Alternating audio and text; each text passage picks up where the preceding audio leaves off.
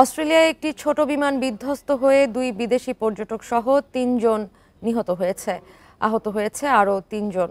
দেশটির পশ্চিমাঞ্চলীয় পার্থ শহরের কাছে এ দুর্ঘটনা ঘটে। নিহত ২ পর্যটকের একজন সুইজারল্যান্ড এবং আরেকজন ডেনমার্কের নাগরিক। নিহত আরেকজন উড়োজাহাজটির পাইলট। মঙ্গলবার বিকেলে পার্থ থেকে ৩০ কিলোমিটার পশ্চিমে জনপ্রিয় পর্যটন গন্তব্য রটনেস্ট দ্বীপের কাছে বিধ্বস্ত হওয়ার সময় বিমানটিতে ৬ জন পর্যটক ছিলেন। অন্যদিকে বেঁচে থাকা অন্য ৩ পর্যটক আহত হয়েছে।